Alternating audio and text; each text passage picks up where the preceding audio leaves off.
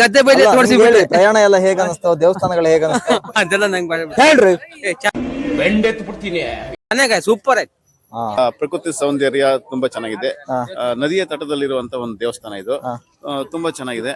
ಏನು ಮಾಡಂಗಿಲ್ಲ, ಅದ್ ಹೇಳತ್ತಂತೆ ನಾನಿದ್ದೀನಿ, ನೀ ಹೆದರ್ಬೇಡ, ನೀ ಹೋಗುವಂತಂತೆ. ಆದ್ರೆ ವ್ಯತ್ಯಾಸ ಆಗಿಲ್ಲ, ಕಾಲ್ ಹಾಕ್ತಾರೆ ಕೆಂಡ ತೊಳ್ದು ಮೈ ಎಲ್ಲ ಮೈರಿಗೆ ಮಾಡ್ಕೋಬೇಡಿ. ಹಂಗ್ ಕೊಟ್ಟು ಯಾರು ಬಾಯಿ ಹಾಕಿಲ್ಲ. ಏನಾಯ್ತು ಮಾವಳಿ ಹಿಂಗೆ? ನೀವ್ ಇದು ಫಸ್ಟ್ ಟೈಮ್ ಬರ್ತಾ ಇರೋದಾ? ಇಲ್ಲಿ ಫಸ್ಟ್ ಟೈಮ್ ಬರ್ತಾ ಇರೋದು. ಅಯ್ಯೋ, ನಾನು first time. Naturally aerial vehicle Pushpaka Vimana ಅಂತ ಬರ್ದಿದ್ದಾರೆ ಇದ್ರ ಮೇಲೆ. ಹಾಸಿಗೆ ಮತ್ತು ದಿಂಬು ಅಂತ ಕರೀತಾರಂತ ಇದನ್ನ. ನದಿ ಸೈಡ್ ಅಲ್ಲನೆ ಪಂಚಮುಖಿ ಆಂಜನೇಯ ಸ್ವಾಮಿ ದೇವಸ್ಥಾನ ತುಂಬಾ ಚೆನ್ನಾಗಿದೆ. ಸಂತೋಷದ ವಿಷಯ ಇದು. ಗುಂಪಾಗಿ ಎಲ್ಲ ಒಂದ್ ಊರಿನ ಬರೋದಿದೆಯಲ್ಲ, ಒಂದು ಭಾರಿ ಸಂತೋಷದ ವಿಷಯ. ಅದ್ರಲ್ಲಿ ಲೈಟಿನ ಬೆಳಕಲ್ಲಿ ಮಂತ್ರಾಲಯ ಈ ರೀತಿ ಕಾಣ್ಲಿಕ್ಕೆ ಸಿಗ್ತದೆ.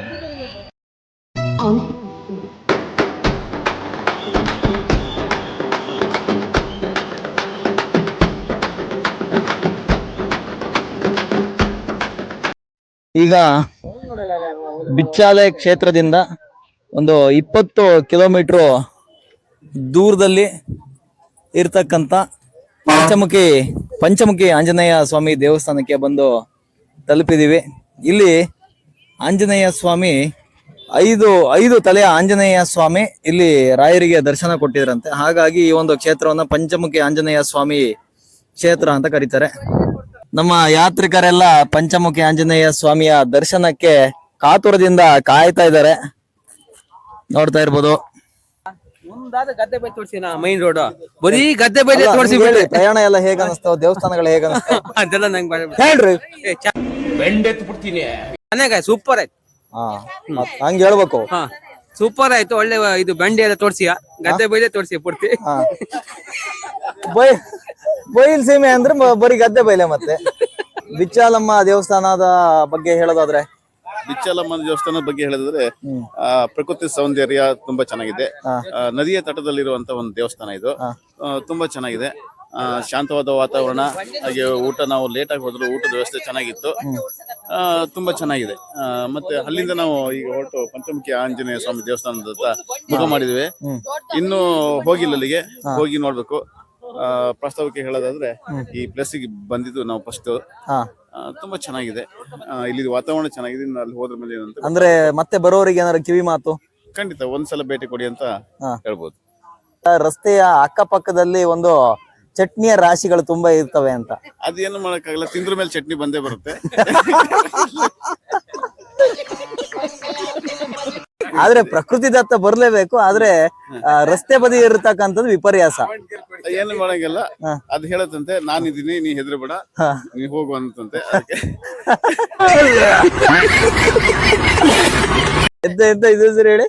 ಕ್ಲೀನ್ ಆಗಿ ದೇವಸ್ಥಾನಕ್ಕೆ ಬಂದು ಹೋಗೋದಾದ್ರೆ ಇದೊಂದು ಭೇಟಿ ಕೊಡೋ ಸ್ಥಳವೇ ಗುರು ರಾಘವೇಂದ್ರ ಸನ್ನಿಧಾನ. ಇಲ್ಲೆಲ್ಲ ನೋಡುವಂತ ಪ್ರೇಕ್ಷಣೀಯ ಸ್ಥಳ. ಆದ್ರೆ ವ್ಯತ್ಯಾಸ ಆಗಿಲ್ಲ, ಕಾಲ್ ಹಾಕ್ತಾರೆ ಕೆಂಡ ತೊಳ್ದು ಮೈ ಎಲ್ಲ ಮೈರಿಗೆ ಮಾಡ್ಕೋಬೇಡಿ, ಸುಟ್ಕೋಬೇಡಿ ಅಂತ ಹೇಳೋದು ಇಷ್ಟಪಡ್ತೀನಿ. ಹೇಗಿತ್ತು ಪ್ರಯಾಣ ಎಲ್ಲ? ಅದ್ ಮೈಕ್ ಹೇಗಿತ್ತು ಪ್ರಯಾಣ ಎಲ್ಲ ಹೇಗಿತ್ತು? ಹಂಗ್ ಕೊಟ್ಟು ಯಾರು ಬಾಯಿ ಹಾಕಿಲ್ಲ. ದೇವಸ್ಥಾನಕ್ಕೆ ಯಾವ ದಾರಿ ಅಂತ ನನಗೂ ಗೊತ್ತಿಲ್ಲ. ನಾನು ಒಬ್ಬ ಮಾರ್ಗದರ್ಶಕನಾಗಿದ್ದೀನಿ. ನನಗೆ ಮಾರ್ಗ ಗೊತ್ತಿಲ್ಲ. ಮಾರ್ಗ ಗೊತ್ತಿಲ್ಲ ಅಂತ ಹೇಳಿದ್ರೆ ಕೇಳ್ಕೊಂಡು ಹೋಗೋಣ, ಇಲ್ಲ ಹುಡ್ಕೊಂಡು ಹೋಗೋಣ. ಆಂಜನೇಯ ಸ್ವಾಮಿ ದೇವಸ್ಥಾನ ಕಾಣ್ತಾ ಇರ್ಬೋದು. ಇಲ್ಲೇ ದೂರದಲ್ಲಿ ಒಂದು ಚಿಕ್ಕದಾಗಿರ್ತಕ್ಕಂಥ ಬೆಟ್ಟ. ಆ ಬೆಟ್ಟದ ಮೇಲೆ ಪಂಚಮುಖಿ ಆಂಜನೇಯ ಸ್ವಾಮಿ ದೇವಸ್ಥಾನ. ಶ್ರೀ ಪಂಚಮುಖಿ ಆಂಜನೇಯ ಸ್ವಾಮಿ ದೇವಸ್ಥಾನದ ಮುಂಭಾಗ ನೋಡ್ತಾ ಇರ್ಬೋದು. ಇಲ್ಲಿ ಪೂರ್ತಿ ಕಲ್ಲಿನ ಒಂದು ಚಿಕ್ಕ ಬೆಟ್ಟ. ಆ ಬೆಟ್ಟದ ಮೇಲ್ಗಡೆನೆ ಆಂಜನೇಯ ಸ್ವಾಮಿಯ ದೇವಸ್ಥಾನ. ಏನಾಯ್ತು ಮಾವಳಿ ಹಿಂಗೆ? ಭಕ್ತಾದಿಗಳು ಇನ್ನು ಬರೋದಕ್ಕೆ ಕಾಯ್ತಾ ಇದೀವಿ. ಯಾರು ಹೇಗಿತ್ತು ಬಿಚ್ಚಾಲೆ ಎಲ್ಲ ಹೇಗಿತ್ತು? ಬಿಚ್ಚಾಲೆ ಚೆನ್ನಾಗಿದೆ. ಬಿಚ್ಚಾಲೆ ಹೇಗಿದೆ ಅಂತಂದ್ರೆ, ಈಗ ನಾವು ರಾಯರ ಸನ್ನಿಧಿ ಹೋದಾಗ ಅಲ್ಲಿಂದ ಬಿಚ್ಚಾಲೆ ಹೋಗಿ ಬಿಚ್ಚಾಲೆ ಅಮ್ಮ ರಾಯರ ಮೂಲ ಸನ್ನಿಧಾನ ನೋಡಿ ಅಲ್ಲಿಂದ ಪಂಚಮುಖಿ ಆಂಜನೇಯ ಸ್ವಾಮಿ ದೇವಸ್ಥಾನನ ನಾವು ದರ್ಶನ ಮಾಡಕ್ ಬರ್ತಾ ಇದೀವಿ. ಪಂಚಮುಖಿ ಆಂಜನೇಯ ಸ್ವಾಮಿ ಅಂತಂದ್ರೆ ಕೇವಲ ಒಂದು ದರ್ಶನ ಅಲ್ಲ, ಆಂಜನೇಯ ಅನ್ನೋದು ಪ್ರತಿಯೊಬ್ಬ ಹಿಂದೂ ಅಲ್ಲಿ ಇರುವಂತ ಒಂದು ಭಕ್ತಿ, ಒಂದು ನಂಬಿಕೆ. ಯಾವುದೇ ಕಾರ್ಯಕ್ರಮಗಳಲ್ಲಿ ಹಿಂದೂಯಿಂದ ಮೊದಲು ಬರದೆ ಆಂಜನೇಯ ಅಂತ ಹೇಳಿ. ಆಂಜನೇಯ ಸ್ವಾಮಿ. ಹಾಗಾಗಿ ಆಂಜನೇಯ ಇಡೀ ದೇಶದಲ್ಲೇ ಹಿಂದೂ ಭಾವೈಕ್ಯತೆಗೆ ಹಾ ಮೆಚ್ಚಿದಂತಹ ಒಬ್ಬ ಪರಮ ಭಕ್ತ. ಹಾ ನಾವು ಒಬ್ಬ ಭಕ್ತ. ಹಾ ಹಾಗಾಗಿ ಪ್ರಥಮ ಬಾರಿಗೆ 5 ಮುಖ ಇರತಕ್ಕಂತ ಆಂಜನೇಯ ಸ್ವಾಮಿ ಇದು. ನಾನು ಅದೇ ಆಗಿ ಪ್ರಥಮ ಬಾರಿಗೆ ನಾನು ಈ ದೇವಸ್ಥಾನಕ್ಕೆ ಬರ್ತಾ ಇದ್ದೀನಿ. ನೀವು ಇದು ಫಸ್ಟ್ ಟೈಮ್ ಬರ್ತಾ ಇರೋದಾ? ಇಲ್ಲಿ ಫಸ್ಟ್ ಟೈಮ್ ಬರ್ತಾ ಇರೋದು. ಅಯ್ಯೋ, ನಾನು ಫಸ್ಟ್ ಟೈಮ್. ಇಲ್ಲಿ ಚಪ್ಪಲಿಗಳನ್ನು ಬಿಡಬೇಕು, ಕೇವಲ 5 ರೂಪಾಯಿ ಮಾತ್ರ. ಇಲ್ಲಿ ನೋಡ್ತಾ ಇರ್ಬೋದು, ಕಲ್ಲುಗಳನ್ನ ಜೋಡಿಸಿಟ್ಟಿರುವ ರೀತಿ ಕಾಣ್ತಾ ಇದೆ. ಆದ್ರೆ ಇದು ಯಾವುದೇ ಮಾನವ ನಿರ್ಮಿತ ಕಲ್ಲುಗಳು ಜೋಡಿಸಿಟ್ಟಿರ್ತಕ್ಕಂಥದ್ದಲ್ಲ. ಇಲ್ಲಿ ಇವತ್ತೇನೋ ಉತ್ಸವದ ರೀತಿ ಏನೋ ನಡೀತಾ ಇದೆ, ಏನೋ ಕಾರ್ಯಕ್ರಮ ನಡೀತಾ ಇದೆ, ನೋಡೋಣ.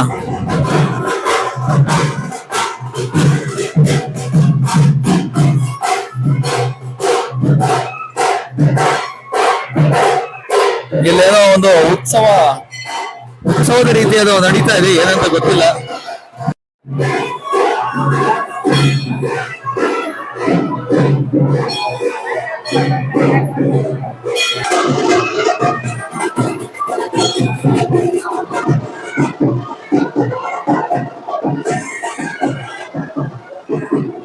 ಇದು ದೇವಸ್ಥಾನದ ಹೊರಭಾಗ. ಒಳಭಾಗದಲ್ಲಿ ಫೋಟೋ ವಿಡಿಯೋ ನಿಷೇಧಿಸಲಾಗಿದೆ. ಶ್ರೀ ಪಂಚಮುಖಿ ಪ್ರಾಣದೇವರು ಸ್ವಯಂ ಉದ್ಭವ ಶಿಲೆ, ಇಲ್ಲೇ ಉದ್ಭವ ಆಗಿರ್ತಕ್ಕಂಥ ಶಿಲೆ ನೋಡ್ತಾ ಇರ್ಬೋದು. ಹೊರಗಡೆ ಫೋಟೋ ಕೂಡ ಹಾಕಿದಾರೆ. ಕಲ್ಲು ಹೆಂಗ್ ಸಪೋರ್ಟ್ ಅಲ್ಲಿ ನಿಂತ ನೋಡಿದ, ಏನಿಲ್ಲ, ಬರೀ 2 ಸಪೋರ್ಟ್ ಅಷ್ಟೇ, ಸಣ್ಣ ಸಪೋರ್ಟ್ ಅಲ್ಲಿ ನಿಂತಿರ್ತಕ್ಕಂಥ ಕಲ್ಲುಗಳು. ನ್ಯಾಚುರಲಿ ಬಿಲ್ಟೆಡ್ ಪುಷ್ಪಕ ವಿಮಾನ, naturally aerial vehicle Pushpaka Vimana ಅಂತ ಬರ್ದಿದ್ದಾರೆ ಇದ್ರ ಮೇಲೆ. ಕಲ್ಲಿನ ಬಂಡೆ ಎತ್ತಿಟ್ಟಿರೋದಲ್ಲ, ಅದು ಎತ್ತಿಗಿತ್ತಿಟ್ಟಿರೋದಲ್ಲ, ಅವು ಯಾವ್ದೋ ಕಾಲದಿಂದನೂ ಹಂಗೆ ಇರೋದು. ಕಲ್ಲಿನ ಬಂಡೆಗಳು ನೋಡ್ಬೋದು, ಬರೀ ಎರಡೇ ಎರಡು ಸಪೋರ್ಟ್ ಅಲ್ಲಿ ನಿಂತಿದೆ ಅಲ್ಲಿ ಕಲ್ಲು ಮೇಲ್ಗಡೆಗೆ. ಬಹಳ ಅಚ್ಚರಿ ಮೂಡಿಸ್ತಕ್ಕಂತ ಒಂದು ಸ್ಥಳ. ಇಲ್ಲೂ ನೋಡ್ತಾ ಇರ್ಬೋದು, ಇದು ಇನ್ನೊಂದು ಕಲ್ಲು, ಬೆಡ್ ಅಂಡ್ ಪಿಲ್ಲೋ ಅಂತ, ಹಾಸಿಗೆ ಮತ್ತು ದಿಂಬು ಅಂತ ಕರೀತಾರಂತ ಇದನ್ನ. ದೇವಸ್ಥಾನದ ಆವರಣವನ್ನ ಸ್ವಚ್ಛವಾಗಿ ಇಡಿ, ತುಂಬಾ ಚೆನ್ನಾಗಿದೆ ಪ್ಲೇಸು. ಸೂಚನೆ ಕೊಟ್ಟಿದ್ದಾರೆ ನೋಡಿ, ನಾವು ಯಾವುದೇ ವ್ಯಕ್ತಿಗಳನ್ನು ಚಂದಾ ವಸೂಲಿಗಾಗಿ ಕಳಿಸುವುದಿಲ್ಲ. ಯಾವ ತರ ಕಲ್ಲುಗಳು ಮರೆವು. ಆಂಜನೇಯ ಸ್ವಾಮಿ ದೇವಸ್ಥಾನದ, ಇಲ್ಲಿ ಆಂಜನೇಯ ಸ್ವಾಮಿ ದೇವಸ್ಥಾನ, ಅಲ್ಲೇ ಹಿಂಭಾಗದಲ್ಲಿ ಒಂದು ರೋಡ್ ಮಾಡಿ ಒಂದು ದೇವಸ್ಥಾನ ತರ ಇದೆ. ಕಲ್ಲಿನೊಳಗೆ ಏನೋ ಮಾಡಿದ್ದಾರೆ, ನೋಡೋಣ ಇಲ್ಲಿ ಏನಿದೆ ಅಂತ. ಇಲ್ಲಿ ಒಂದು ದೇವಸ್ಥಾನ,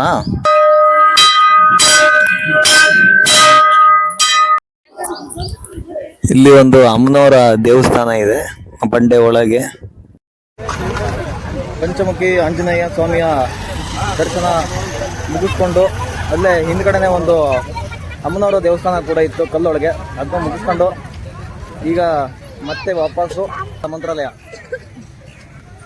ಈಗ ಮಂತ್ರಾಲಯ ಹೋಗೋಣ. ಮಂತ್ರಾಲಯ ಹೋಗಿ ಸ್ನ್ಯಾಕ್ಸು, ರಾತ್ರಿ ಊಟ ಮುಗಿಸ್ಕೊಂಡು ಮತ್ತೆ ರಿಟರ್ನು ನಾವು ಊರಿಗೆ. ನಮ್ಮ ಯೋಜನೆ ಈ ರೀತಿ ಇದೆ. ಇವು ನಾಸ್ಟಿಕ್ ಅಲ್ಲ, ಕಬ್ಬಣ. ಇಲ್ಲೆಲ್ಲ ಬೆಂಕಿ ಉಂಡೆ ಇರ್ತಾವಂತೆ, ಕಾಲಡಿ ಎಲ್ಲ ನೋಡ್ಕೊಂಡು ಹೋಗಿ. ಬೆಂಕಿ ಉಂಡೆ ಇರ್ತಾವ ಇಲ್ಲೆಲ್ಲ. ಬಿಚ್ಚಲಮ್ಮ ದೇವಸ್ಥಾನದಿಂದ ಒಂದು 300 ಮೀಟರ್ ಹೋದ್ ಕೂಡಲೇ ಇಲ್ಲಿ ನಿಮಗೆ ಅಣ್ಣಪ್ಪಚ್ಚರ ಮನೆ ಕಾಣ್ಲಿಕ್ಕೆ ಸಿಗ್ತದೆ. ನದಿ ಸೈಡಲ್ಲೇ ಒಂದು 300 ಇಲ್ಲ 200 ಮೀಟ್ರು ಹೋದ್ರೆ ನಿಮಗೆ ರಾಘವೇಂದ್ರ ಸ್ವಾಮಿಗಳು ತಂಗಿದ್ದಂತಹ ಜಾಗ, ಮನೆ. ಆ ಮನೆನ ಇವಾಗ ನೋಡ್ಲಿಕ್ಕೆ ಹೋಗೋಣ. ಪಂಚಮುಖಿ ಬಗ್ಗೆ ಏನಾರು ಹೇಳ್ಬೇಕು? ಪಂಚಮುಖಿ ಆಂಜನೇಯ ಸ್ವಾಮಿ ದೇವಸ್ಥಾನ ತುಂಬಾ ಚೆನ್ನಾಗಿದೆ. ಅದು ಆ ಮೆಟ್ಲುಗಳು ತುಂಬಾ ಸುಂದರವಾಗಿದೆ ಹತ್ಕೊಂಡು ಹೋಗ್ಲಿಕ್ಕೆ ಮೇಲೆ. ಆದ್ರೆ ಅಲ್ಲಿ ಒಂದೇ ಒಂದು ಸಮಸ್ಯೆ ಅಂದ್ರೆ ಸ್ವಲ್ಪ ವಯಸ್ಸಾದವ್ರಿಗೆ ಸ್ವಲ್ಪ ಕಷ್ಟ ಅಲ್ಲಿ. ಅಂದ್ರೆ ಏನ್ ಮಾಡ್ಬೋದು ಅಂತ ಅಂದ್ರೆ ಸ್ವಲ್ಪ ವಯಸ್ಸಾದವರು ಕೆಳಗೆ ನಿಂತು ದೇವರಿಗೆ ಒಂದು ಪ್ರಾರ್ಥನೆ ಮಾಡ್ಕೊಂಡು ಬರೋದು ಒಳ್ಳೇದು. ಯಾಕಂದ್ರೆ ಸ್ವಲ್ಪ ಕಾಲು ಕೈ ನೋವು ಇದ್ದವರಿಗೆಲ್ಲ ಹತ್ತಕ್ ಕಷ್ಟ ಅನ್ಸುತ್ತೆ. ಅಲ್ಲಿ ಬಂಡೆಗಳನ್ನ ನೋಡಿದ್ರ ತುಂಬಾ ವಿಶೇಷವಾಗಿದೆ. ಒಂದ್ ಬಂಡೆಯಿಂದ ಒಂದ್ ಬಂಡೆಗೆ ಏನು ಸಪೋರ್ಟ್ ಇಲ್ದೇ ನಿಂತಿದೆ. ಒಂದು 3 ಬಂಡೆಗಳು ಒಂದ್ರ ಮೇಲೆ ಒಂದು ಬೃಹತ್ತಾಕಾರದ ಬಂಡೆಗಳು ನಿಂತಿದೆ. ಅದ್ರ ಮೇಲೆ ಒಂದ್ರಿಂದ ಒಂದಕ್ಕೆ ಏನು ಕೈಯಲ್ಲಿ ತಳ್ಳಿದ್ರೆ ಬೀಳ್ಬೋದೇನೋ ಅಂತ ಆ ಪರಿಸ್ಥಿತಿಲಿ ಇದೆ ಅನ್ಸುತ್ತೆ ನೋಡಿದ್ರೆ. ಚೆನ್ನಾಗಿದೆ, ತುಂಬಾ ಚೆನ್ನಾಗಿದೆ. ಮಾನವ ನಿರ್ಮಿತ ಅಲ್ಲ ಅಂತದು. ನಿಜವಾಗಿ ಅದು ಮಾನವ ನಿರ್ಮಿತ ಅಲ್ಲ ಅನ್ಸುತ್ತೆ, ನೋಡ್ರೆ ಗೊತ್ತಾಗುತ್ತೆ. ಅದು ಹಿಂದೆ ಗತಕಾಲದ್ದು ಇರ್ಬೋದು ಅನ್ಸುತ್ತೆ. ಅಂದ್ರೆ ನೀವು ಯಾವ ರೀತಿ ಅದು ಆಗಿರ್ಬೋದು ಅಂತ? ಅದು ಹಿಂದೆ ರಾಮಾಯಣ ಕಾಲದ್ದು ಇರ್ಬೋದು ಅನ್ಸುತ್ತೆ ನಮ್ಗೆ. ಅಲ್ಲ, ಕಲ್ಲು ಒಂದ್ರ ಮೇಲೆ ಒಂದು ಮನುಷ್ಯ ಎತ್ತಿಟ್ಟಿದನೋ ಅಥವಾ ಅದಲ್ಲೇ ಇದ್ದು ಮಣ್ಣು ತೊಳೆದೋಗಿ ಆಗಿರ್ಬೋದು, ಹೇಳಂಗಿಲ್ಲ. ಹಿಂದೆಲ್ಲ ಈಗ ಈ ಭೂಮಿಗೆ ಈ ಧೂಮಕೇತುಗಳು ಬಂದು ಹೊಡೆದಾಗ ಅದು ಈ ಭೂಮಿ ಇದೇನೋ ಆಯ್ತಂತಲ್ಲ, ಆ ತರ ಏನೋ ಆಗಿರ್ಬೋದು ಅನ್ಸುತ್ತೆ.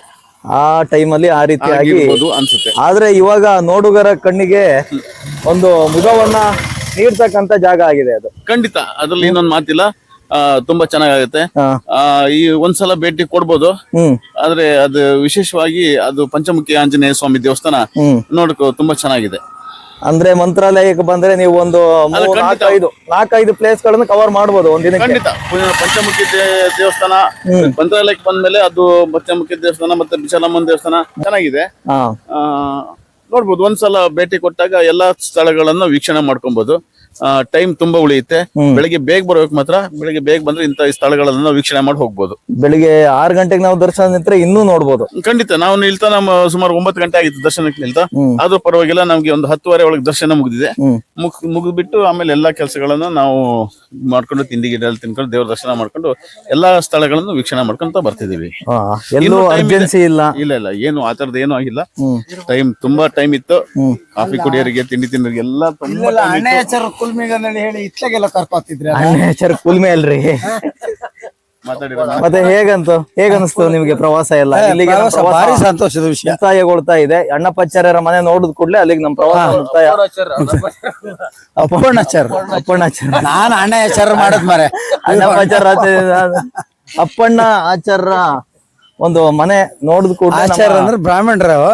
ಬ್ರಾಹ್ಮಣರು ಆಚಾರ್ಯ ಬ್ರಾಹ್ಮಣರು. ಅಲ್ಲಿಗೆ ನಮ್ಮ ಏನ್ ಪ್ರವಾಸ ಯಾತ್ರೆ ಮುಗಿಯುತ್ತೆ. ನೀವು ಯಾತ್ರೆ ಬಗ್ಗೆ ಏನಾದ್ರು 1-2 ಮಾತು? ಅಲ್ಲ, ವಿಶೇಷವಾಗಿ ನೋಡ್ಬೇಕಾದಂತ ಸ್ಥಳ ಎಲ್ಲ ಚೆನ್ನಾಗಿದೆ. ಈಗ ಭೇಟಿ ಕೊಡೋರು ಕೊಡ್ಬೋದು. ಸಂತೋಷದ ವಿಷಯ ಇದು. ಗುಂಪಾಗಿ ಎಲ್ಲ ಒಂದು ಊರಿನ ಬರೋದಿದೆಯಲ್ಲ, ಒಂದು ಭಾರಿ ಸಂತೋಷದ ವಿಷಯ ಅಲ್ವಾ? ಊರವರೆಲ್ಲ ಈ ರೀತಿ ಹೊರಗಡೆ ಸೇರೋದೇ ಅಪರೂಪ. ನಾವೆಲ್ಲ ಸೇರ್ತಿದ್ವಿ, ಸೇರೋದೇ ಇಲ್ಲ. ಹೌದು, ಈ ಸೇರಿದ್ ಭಾರಿ ಸಂತೋಷದ ವಿಷಯ, ಭಾರಿ ಚೆನ್ನಾಗಿದೆ. ಎಲ್ಲರೂ ಗಣಪತಿ ಹಬ್ಬದಲ್ಲಿ ಸೇರ್ತಿದ್ರೆ ಅಷ್ಟೇ. ಗಣಪತಿ ಹಬ್ಬದಲ್ಲೂ ಹಿಂಗ್ ಸೇರ್ತಿರಲ್ಲ ಅಲ್ವಾ? ಭಾರಿ ವಿಶೇಷ, ಭಾರಿ ಸಂತೋಷದ ವಿಷಯ. ಏನು ಭಾರಿ ಮನಸ್ಸಿಗೆ ಭಾರಿ ಖುಷಿಯಾಗಿದೆ. ಇಂತ ಪ್ರೇಕ್ಷಣೀಯ ಸ್ಥಳಕ್ಕೆಲ್ಲ ಭೇಟಿ ಕೊಡಿ. ಎಲ್ಲರೂ ಭೇಟಿ ಕೊಟ್ಟ ಇಂತ ಒಂದು ಸಂತೋಷವನ್ನು ಅವರು ಹಂಚ್ಕೊಂಡ್ಲಿ ಅಂತ ನಾನು ಈ ಮೂಲಕ ಹೇಳ್ತೀನಿ. ಇಲ್ಲೇ ಅಪ್ಪಣ್ಣ ಆಚಾರ್ಯರ ಮನೆ ನೋಡ್ತಾ ಇರ್ಬೋದು. ಬಿಚ್ಚಲಮ್ಮ ದೇವಸ್ಥಾನದಿಂದ ಒಂದು 200 ಮೀಟರ್ ಆಗ್ಬೋದು, ಇಲ್ಲ 100 ಮೀಟರ್ ಆಗ್ಬೋದು ಅಷ್ಟೇ, ತೀರಾ ದೂರ ಇಲ್ಲ.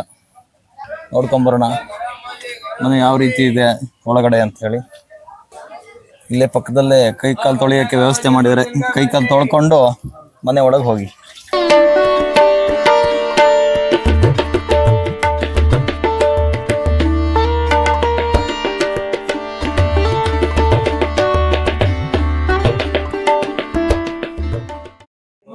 ಕಾಲ ರಾಯರಿ ಮನೆಯಲ್ಲಿದ್ರು. ಅಲ್ಲಿ ಏಕಶಿಲಾ ಬೃಂದಾವನ ಜಪದಕಟ್ಟೆಯಲ್ಲಿ ರಾಘವೇಂದ್ರ ಸ್ವಾಮಿ ಜಪದ ಬಸವಣ್ಣ ಮತ್ತು ಹೊರಗಡೆ ಎಲ್ಲ ಕೆಲಸವರೆಲ್ಲ ಅಲ್ಲಿ ಕುತ್ಕೊಂಡು ರಾಯರು ವಿಶ್ರಾಂತಿ ಮಾಡ್ತಾರೆ. ಅಪರ್ಣಾಚಾರ್ಯ ಮನೆ ಇದು. ಅಪರ್ಣಾಚಾರ್ಯರು ರಾಯರಿಗಿಂತ 2 ವರ್ಷ ದೊಡ್ಡವರು, ಆದ್ರೂ ಪರಮಗುರುಗಳು ರಾಯರಂತೆ ಸೇವೆ ಮಾಡ್ತಾರೆ. 400 ವರ್ಷದಿಂದ ಬರೀ ಮಣ್ಣಿನ ಮನೆಯಾಗಿತ್ತು. ಇಂಥ ಮಣ್ಣಿನ ಮನೆಯಲ್ಲಿ ರಾಯರು ಇರ್ತಾ ಇದ್ರು. ಮನ್ಯಾಗ ಹುತ್ತ ಇರಬಾರ್ದು ಅಂತ ಹೇಳಿ ರಾಘವೇಂದ್ರ ಸ್ವಾಮಿ ಹುತ್ತ ತೆಗಿಸಿ ಹಾಕಿದ್ರು. ಹುತ್ತದೊಳಗಿದ್ದಂತ ಕೃಷ್ಣ ಸರ್ಪ ಸ್ವಯಂ ಸೆರೆಯಾಗುವಂತ ರಾಯರ ತಪಸ್ಸಕ್ಕೆ ಅದನ್ನೇ ಹೊರಗಡೆ ಅವರೇ ಪ್ರತಿಷ್ಠಾಪನೆ ಮಾಡಿದ ವಿಚಾರಿ ನಾಗಪ್ಪ ಅಂತ ಹೇಳಿ ಭಾರಿ ಜಾಗೃತನಾಗಪ್ಪ.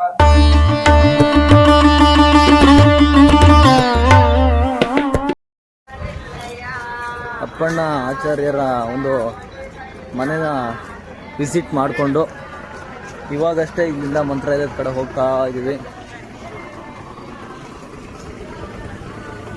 ಇಲ್ಲಿಂದ ಅಪ್ಪಣ್ಣ ಆಚಾರ್ಯ ಮನೆ ಕಡೆಯಿಂದ ಇವಾಗ ಮತ್ತೆ ಮಂತ್ರಾಲಯದ ಕಡೆ ಪ್ರಯಾಣ. ಇಲ್ಲಿ ಸ್ನ್ಯಾಕ್ಸು ಮತ್ತೆ ಊಟ.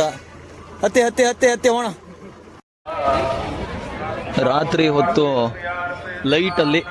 ಲೈಟಿನ ಬೆಳಕಲ್ಲಿ ಮಂತ್ರಾಲಯ ಈ ರೀತಿ ಕಾಣಲಿಕ್ಕೆ ಸಿಗ್ತದೆ. ನೋಡ್ತಾ ಇರ್ಬೋದು ಎಷ್ಟು ಸುಂದರವಾಗಿದೆ, ಎಷ್ಟು ವಿಶಾಲವಾಗಿರ್ತಕ್ಕಂಥ ಜಾಗ. ತುಂಬ ತಂಪಾಗಿದೆ ಕೂಡ. ಇಲ್ಲಿ ಸ್ವಲ್ಪ ಹೊತ್ತು ವಿಶ್ರಾಂತಿ ಪಡೆದು ಊಟ ಮಾಡಿ ಇಲ್ಲಿಂದ ಹೊರಡ್ತಕ್ಕಂಥ ಪ್ಲಾನು.